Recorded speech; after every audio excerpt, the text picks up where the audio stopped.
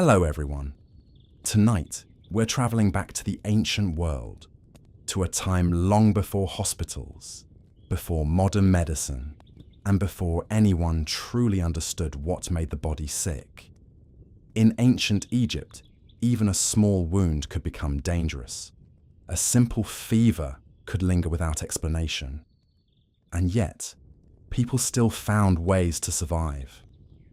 Some of their methods were surprisingly effective, using natural remedies and careful observation.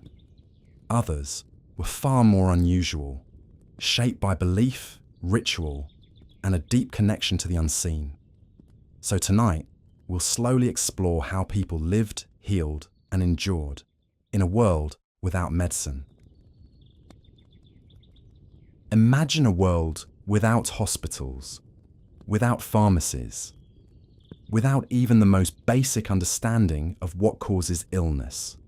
A world where a small cut could quietly become something far more serious, where a fever might arrive without warning, and where the line between healing and mystery was never entirely clear.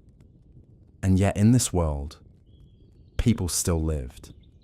They worked, they raised families, they built monuments that would stand for thousands of years. And when they fell ill, they found ways to treat themselves. Some of these methods were careful, thoughtful, even surprisingly effective.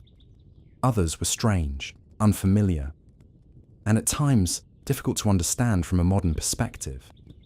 But together, they formed a system, one that allowed an entire civilization to survive. Tonight, we are going to walk slowly through that world and explore how people survived without medicine in ancient Egypt. As the sun begins to rise over the Nile, the light spreads gently across the land, illuminating fields, homes, and temples that have stood in quiet rhythm for generations. The air is still cool.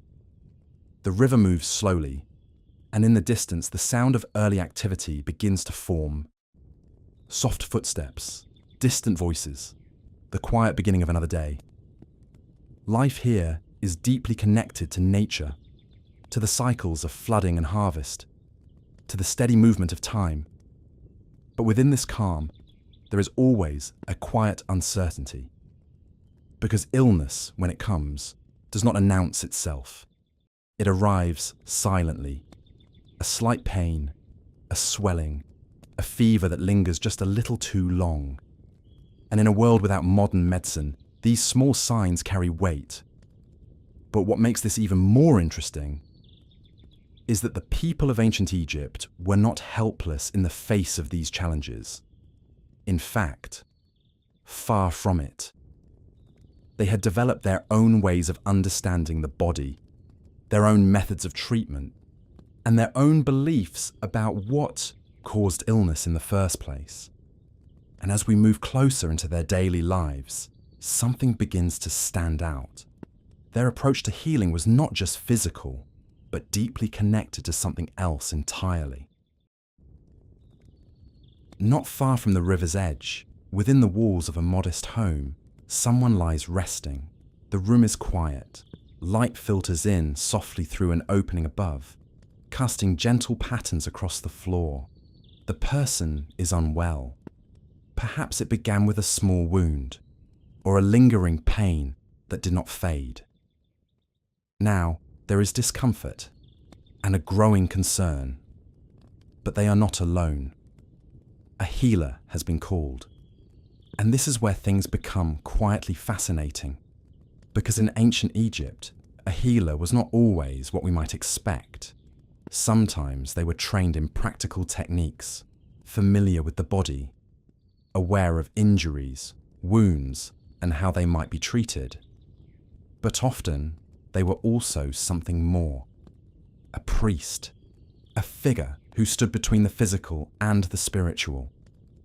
Because in this world, illness was rarely seen as purely physical.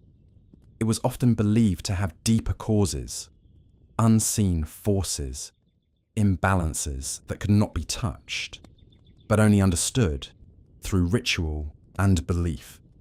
And this changes everything, because treatment here becomes something layered, something that blends observation with tradition, knowledge with mystery. The healer kneels beside the patient. They examine the wound carefully. There is a tension here, a quiet awareness. They understand that wounds can become dangerous, that infection is something to be feared even if it is not fully understood. And so, they begin with something that may seem surprisingly familiar. They clean the wound. They apply a substance, thick, golden, carefully spread across the surface. Honey. What makes this even more interesting is that this is not simply symbolic. Honey, as we now understand, has natural properties that can help prevent infection. It creates a barrier, slows the growth of harmful organisms, and allows the body time to heal. But here, in ancient Egypt, this knowledge exists without modern explanation. It is observed, passed down, trusted, and so the wound is treated, wrapped carefully, given time. But not all treatments are so straightforward, because alongside these practical methods, there exists another layer, one that is far more unusual. And this is where things become surprising. Some remedies involve substances that feel unfamiliar, even unsettling. Crocodile dung, mixed with other ingredients, applied in ways that are difficult to fully understand. From a modern perspective, this seems strange, but within this world, it carries meaning. It is part of a system, one shaped by belief, tradition, and the attempt to make sense of illness in a way that fits the world around them. And in many cases, these treatments are not used alone. They are combined with something else. Words spoken carefully, repeated with intention. Spells. Because healing in ancient Egypt is not just about the body. It is about restoring balance. And that balance exists in both the seen and unseen world. As the day continues, the city slowly fills with movement. People walk along narrow paths, carrying goods, tending to daily tasks. Life continues, even as illness remains a quiet presence in the background. And what makes this even more interesting is that knowledge is not lost here. It is recorded, written carefully on papyrus, detailed observations, treatments, instructions, early medical texts that attempt to organize understanding, to create something lasting. These writings describe wounds, symptoms, possible treatments. They show an effort to make sense of patterns, to recognize what works and what does not. And in this way, something begins to take shape. A system that is not entirely based on guesswork, but on accumulated experience, on careful observation, on time. But even with this knowledge, there are limits. There are illnesses that cannot be explained, conditions that do not respond to treatment. And this is where the spiritual world becomes even more important. Because when the physical explanation falls short, another explanation takes its place. Perhaps the illness is caused by a disturbance in the spiritual realm. Perhaps it is the result of unseen forces, or the influence of something beyond human control. And so, treatment shifts. Prayers are spoken. Rituals are performed. Objects are placed carefully near the patient, each with its own meaning. And in this quiet blending of belief and practice, something remarkable happens. People find comfort, even when the outcome is uncertain. As evening approaches, the light begins to soften. The heat of the day fades. And within homes across the city, people settle into a slower rhythm. Some recover. Their wounds heal. Their strength returns. Others remain unwell, their condition uncertain. And this is where we begin to understand something important. Survival in this world is not guaranteed. It is influenced by many things: the strength of the body, the nature of the illness, the effectiveness of the treatment, whether practical or spiritual, and sometimes simple chance. But what allowed this civilization to endure, to grow, to thrive, was not the absence of illness. It was their ability to respond to it, to observe, to adapt, to create systems that, while imperfect, provided a path forward. As the night settles over the land, the Nile continues its steady flow, unchanging, constant. And within this quiet, there is a sense of continuity. The practices, the beliefs, they do not disappear. They are passed down, shared, refined over time. And in this way, ancient Egypt becomes something more than just a place.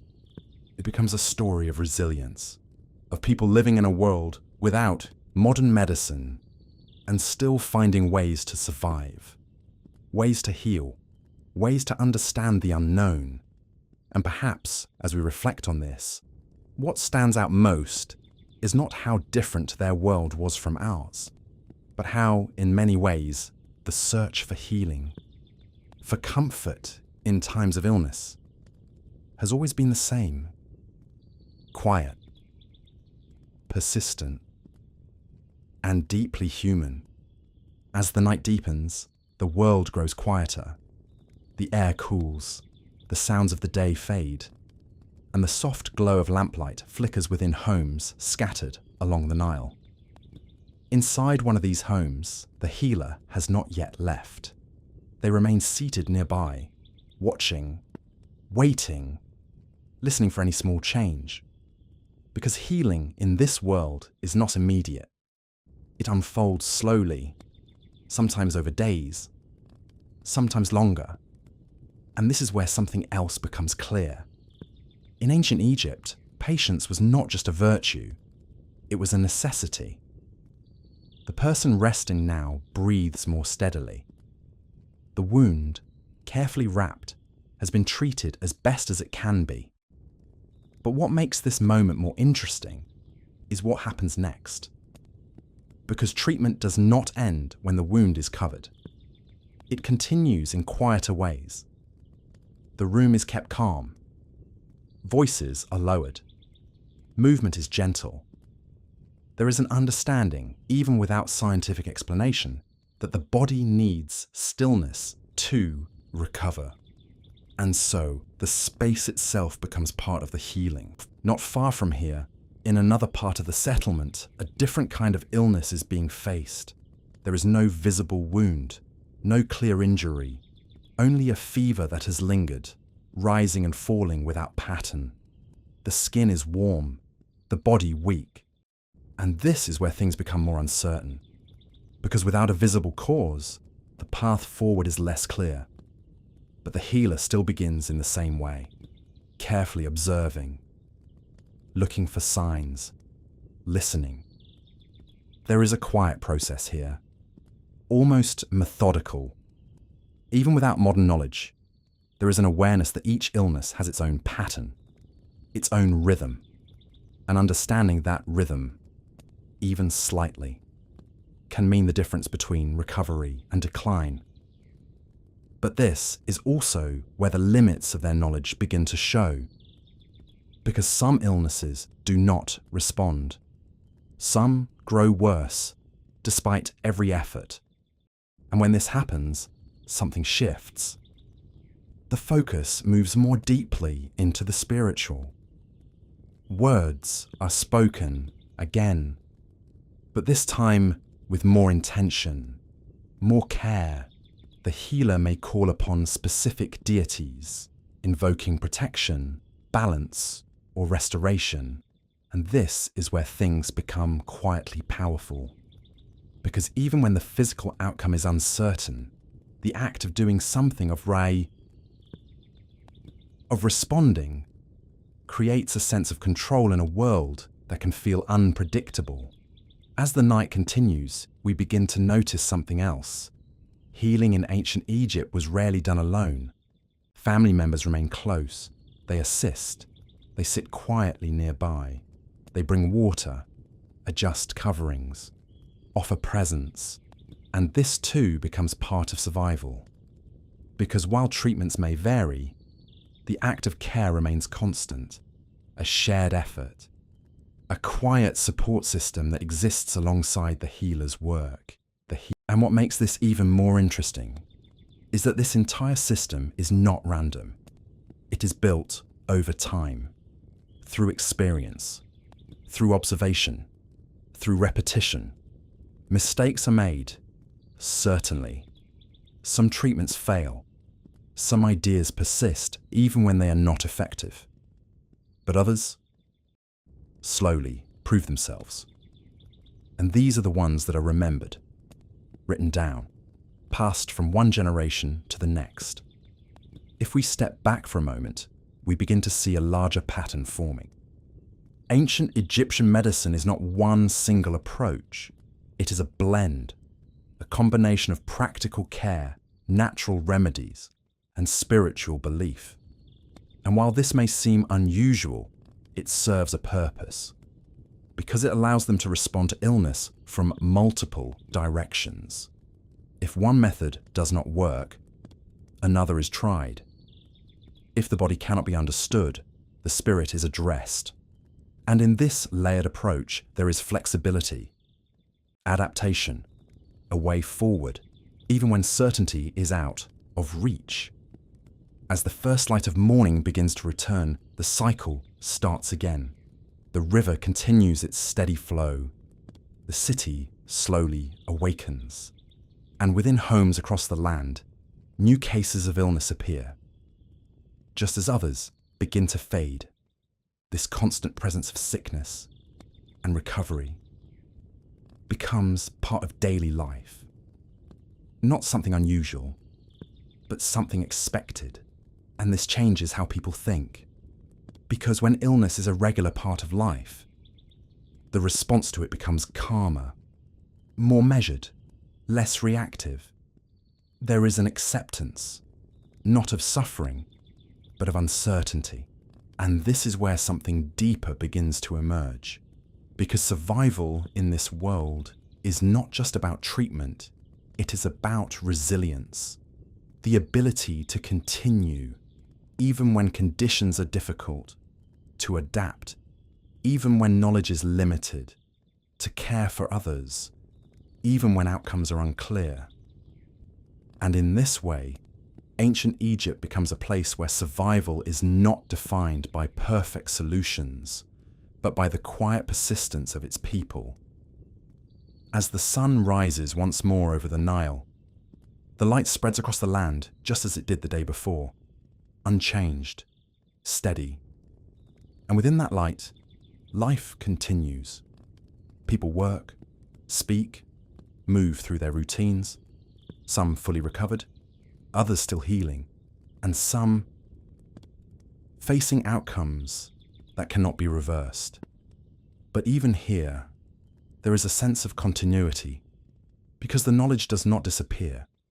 Each experience, each attempt at healing, becomes part of a larger understanding, a slow accumulation of insight, built not through sudden discovery, but through time.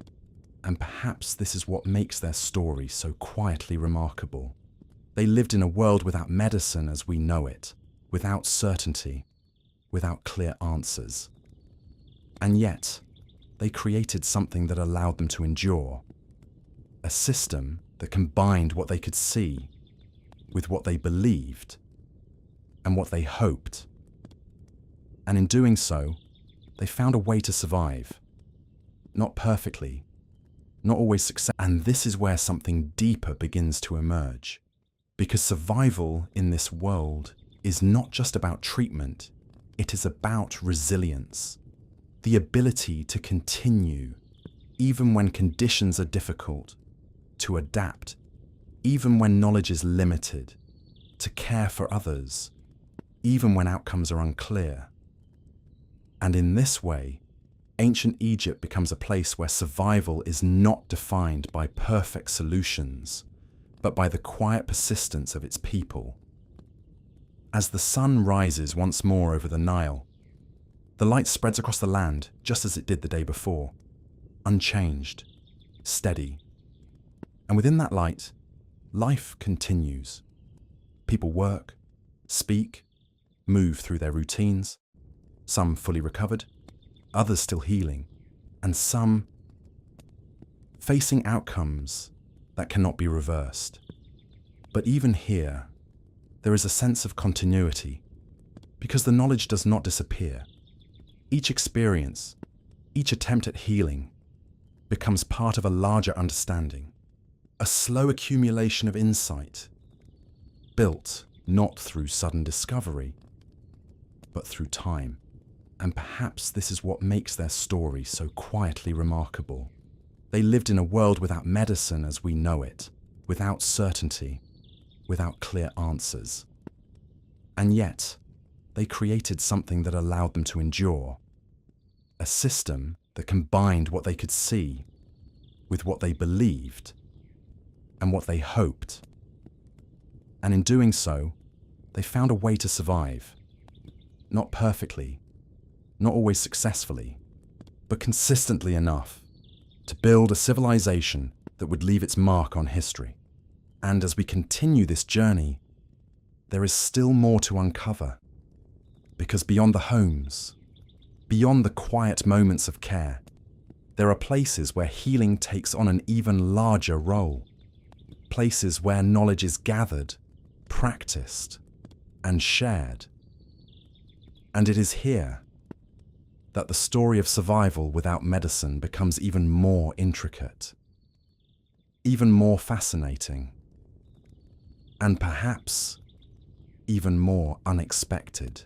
As the morning light strengthens and the city begins to fully awaken, there are certain places where people move with a quieter purpose, not toward the markets or the river, but towards spaces that feel different, more still, more deliberate.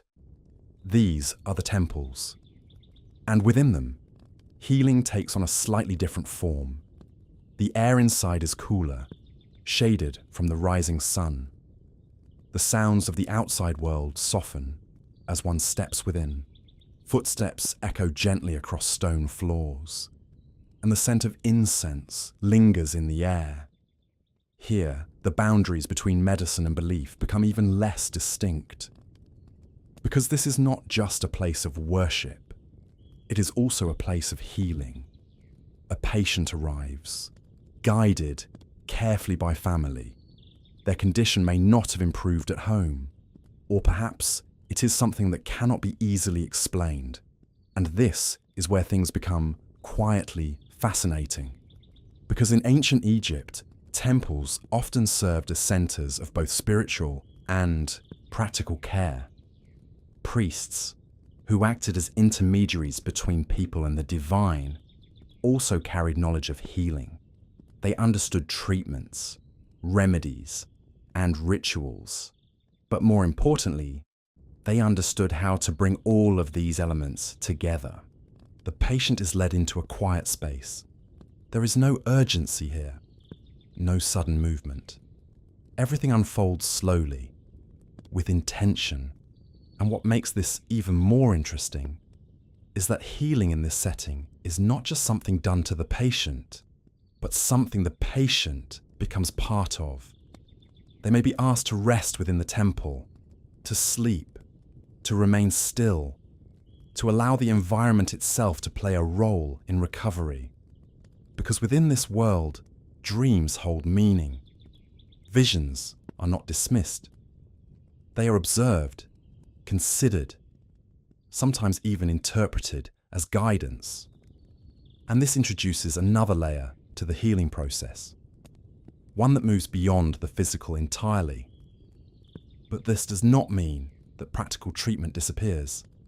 In fact, it continues alongside these practices. Herbal mixtures are prepared, Oils are applied.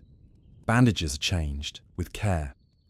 And here, in this quiet blending of approaches, something begins to take shape again.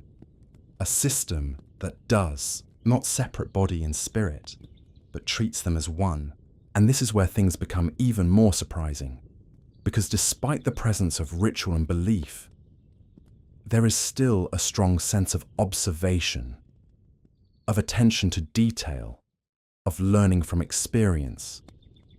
Some priests specialize in certain conditions. Some focus on injuries, others on internal illness. There's a quiet organization here, not rigid but present. A sense that healing, even in this setting, is something that can be practiced, improved, understood over time.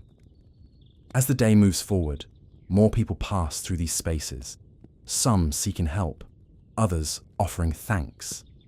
Because when recovery does happen, it is not always attributed to a single cause.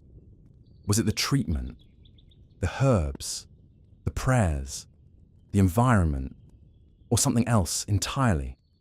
The answer is rarely clear, and perhaps in this world, it does not need to be.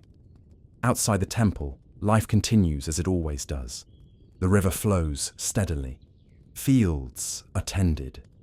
Voices rise and fall in the distance. And yet, within all of this movement, there is a constant awareness that illness can return, that recovery is never guaranteed. And this shapes the way people live. There is a quiet attentiveness to the body, to small changes, to early signs of discomfort. Because even without modern understanding, there is a recognition that catching something early can make a difference. And so, people learn to notice, to respond, to act when something feels wrong. But this system, like all others, is not without its limits. There are conditions that cannot be treated, illnesses that progress despite every effort, and this is where acceptance begins to play a role. Not as resignation, but as a way of understanding the world. Because in ancient Egypt, life and death are not seen as entirely separate. They are part of a larger cycle, connected, continuous. And this perspective changes how illness is experienced. When someone does not recover, the response is not only physical, it is also spiritual. Rituals are performed, words are spoken, care continues, even beyond life itself. And while this may seem distant from our own understanding, it serves an important purpose. It provides structure, meaning, a way to navigate something that cannot always be controlled. As the afternoon light begins to soften, we start to see the full picture more clearly. Healing in ancient Egypt is not defined by a single method. It is not limited to herbs, or surgery, or ritual alone. It is the combination of all of these things, working together, sometimes effectively, sometimes not, but always with the intention of helping. And what makes this even more remarkable is how consistent this system becomes across homes, across temples, across generations. Knowledge is shared, practices are repeated, ideas are refined, slowly, over time. There is no sudden breakthrough, no single moment where everything changes. Instead, there is a steady progression, a gradual improvement, built on observation, belief, and experience.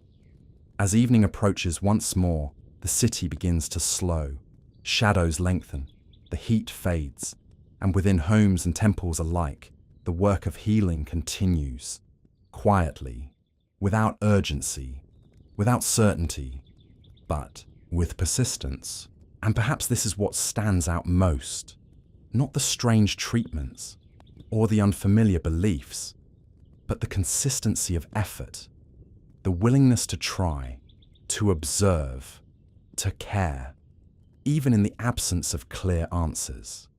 Because in the end, Survival in ancient Egypt was not the result of perfect knowledge.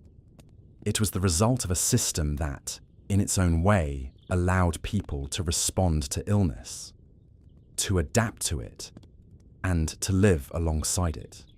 And as we continue to move through this world, there is still one final layer to explore.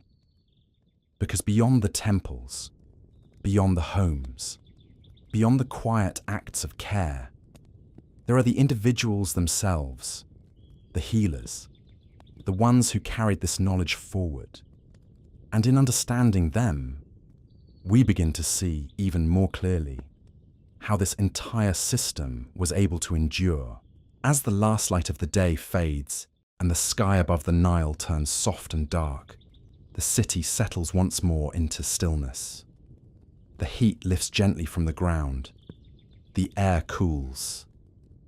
And within homes, the quiet routines of evening begin again. It is in these quieter hours that we begin to notice something more subtle, something that has been present all along, but not always obvious. Because behind every treatment, every remedy, every ritual, there are people, the healers themselves. They are not all the same. Some are closely connected to the temples, trained within those quiet, shaded spaces where knowledge and belief are carefully passed down. Others work more simply, within villages and homes, learning through observation, through experience, through time. And this is where things become quietly interesting. Because becoming a healer in ancient Egypt was not only about knowledge, it was also about trust. A healer is someone people turn to in moments of uncertainty. When the body fails, when something feels wrong, when there are no clear answers. And so their role is not just practical, is also deeply human. They must observe, but also reassure. They must act, but also remain calm. Because in a world where outcomes are never guaranteed, the presence of someone who understands even slightly brings a sense of stability. One healer may spend years learning from another, watching closely, listening, memorizing treatments, repeating techniques, slowly building an understanding of what works. And what makes this even more interesting is how much of this knowledge is passed on quietly, not through large institutions, but through careful teaching, one person to another. A kind of learning that is slow but steady. Some healers begin to specialize, focusing on certain kinds of illness, injuries, wounds, broken bones. Others work more with internal conditions, fevers, unknown pains, changes that are harder to see. And in this way, the system becomes more detailed, more refined, not in a modern sense, but in a way that reflects years of accumulated experience. But even with this growing knowledge, uncertainty never disappears, because there are always cases that do not follow expected patterns, illnesses that behave differently, conditions that resist every known treatment. And this is where the role of the healer becomes even more complex, because they must continue, even without certainty. They must try, even when success is not assured. And this is where something deeper begins to take shape. Because the act of healing is not only about curing illness, it is about responding to it, being present, doing something rather than nothing. And in this, there is a quiet strength, a kind of resilience that exists not in perfect outcomes, but in continued effort. As the night deepens, the healer may finally leave the home, stepping back into the quiet streets, moving slowly beneath the dim light of the sky. Behind them, the patient rests. The outcome still unknown, but the process has begun. The system has been applied, and now time will do the rest. And what makes this even more fascinating is how much of survival in this world depends on time. The body's ability to recover, the gradual healing of wounds, the slow fading of illness. Because in the absence of fast-acting medicine, healing is rarely immediate. It unfolds, quietly, often without clear markers of progress. And this requires patience, not just from the healer, but from everyone involved. Over days, and sometimes weeks, the outcome becomes clearer. The wound either improves, or it does not. The fever fades, or it continues. And in each case, something is learned. Not always consciously, but through experience, through repetition. And this is how knowledge grows, not through sudden discovery, but through countless small observations. As we step back once more and look at this world as a whole, something begins to stand out more clearly. Ancient Egypt did not survive without medicine. It survived with a different kind of medicine, one that combined what they could observe with what they believed and what they hoped. A system that may seem unfamiliar, but was deeply functional within its own time.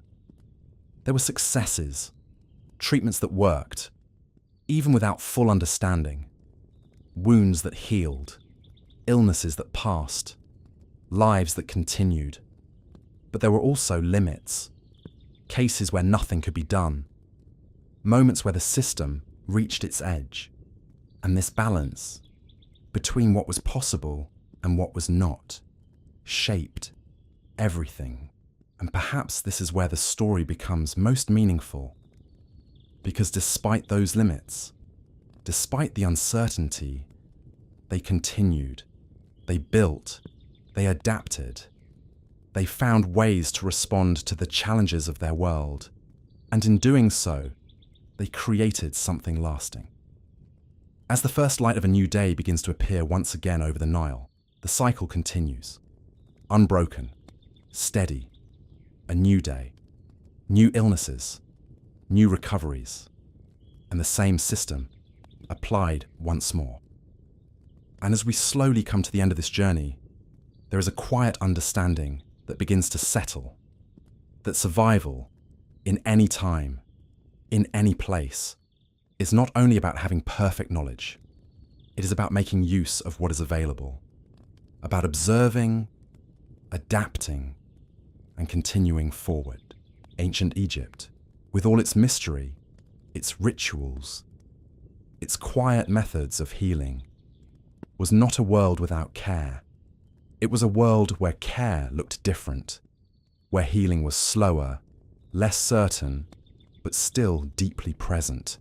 And perhaps, as we reflect on this, what remains most striking is not how distant their world feels, but how familiar their efforts are. The desire to heal, to understand, to help others through illness. These are things that have not changed. They're quiet, persistent, and timeless, just like the river that continues to flow beside them, unchanged, carrying their story forward, long after the world around it has moved on. And as the rhythm of days continues, something else begins to reveal itself. Not in a single moment, but slowly, through repetition, through the quiet patterns of life along the Nile. Because survival in ancient Egypt was not only shaped by what people did after they became ill,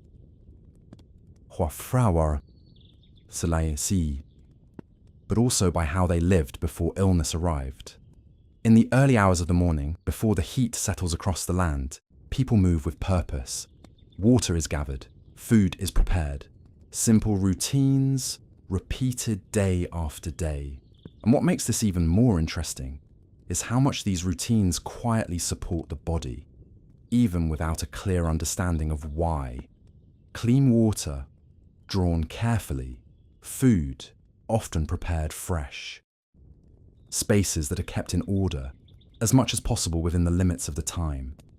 These small actions, almost unnoticed, form a kind of quiet protection. Not perfect, but meaningful. Because in a world without medicine, prevention, even if not fully understood, becomes incredibly important. Avoiding spoiled food, keeping wounds covered, resting when the body begins to weaken. These are not written as rules, but they are learned, observed, passed down, and over time, they become habits. But this is where things become quietly complex, because not all parts of life can be controlled. The river, while life-giving, also brings uncertainty. Flooding changes the land. Water can carry unseen dangers, and as people move between fields, homes, and the river itself, exposure to illness is always present. And yet, despite this, life continues with a kind of calm acceptance. Because uncertainty is not something that can be removed, only managed, only responded to. As the day progresses and the sun rises higher, the heat begins to shape behavior. Work slows, shade is sought, rest becomes necessary. And what makes this even more interesting is how these natural rhythms support survival in ways that are not fully understood. Rest allows the body to recover. Shade prevents exhaustion. Water taken regularly sustains strength. These are simple things, but together they create a foundation, one that supports the body long before illness appears. And still, even with these quiet protections, illness finds its way in. A small cut while working in the fields, a bite, an irritation, a lingering discomfort, and once again, the system begins. Observation, response, care. But now something feels different. Because we begin to understand that survival is not just about reacting to illness. It is about living in a way that makes recovery possible. A person who is well fed, rested, supported by those around them, has a better chance of healing. Even without medicine, even without clear answers. And this is where the strength of community becomes more visible, because no one exists entirely alone in this world. Families share responsibilities. Neighbors assist when needed. Care is not limited to the healer. It extends outward. A network of small actions, quiet support, consistent presence. And this is where things become quietly powerful. Because while treatments may vary, and outcomes may be uncertain, the presence of care itself becomes a constant, a stabilizing force. As the afternoon fades into evening once more, we begin to see how all of these elements come together. The routines of daily life, the responses to illness, the knowledge passed down through generations, the beliefs that shape understanding. None of these exist separately. They are connected, interwoven, and within this connection, there is a kind of balance. Not perfect, not always effective, but steady, enough to sustain life across years, across generations. And perhaps this is what makes ancient Egypt's story of survival so remarkable. It was not built on sudden discoveries or perfect solutions. It was built on consistency, on observation, on the quiet repetition of actions that, over time, created stability. As the stars begin to appear once more in the sky above, and the world settles into stillness again, there is a sense that nothing has changed, and yet everything continues. The same challenges, the same responses, the same quiet effort to live, to heal, to endure. And in this stillness, we begin to understand something simple, but deeply important. That survival does not always come from knowing exactly what to do. Sometimes it comes from doing what you can, with what you have, and continuing forward, even when the outcome is uncertain. Ancient Egypt, with all its quiet complexity, its blend of knowledge and belief, its slow and steady rhythms, was a world where people lived without medicine as we know it. And yet, they survived. Not easily, not always successfully, but often enough to build something lasting. And as the Nile continues its steady flow beside them, unchanged, patient, enduring, so too does their story. A story of resilience, of adaptation, of quiet persistence. And as we come to rest at the end of this journey, there is nothing urgent to take away, no sudden conclusion, only a gentle understanding that across time, across worlds, the effort to heal, to care, to survive, has always moved at its own quiet pace, steady, uncertain, and deeply human.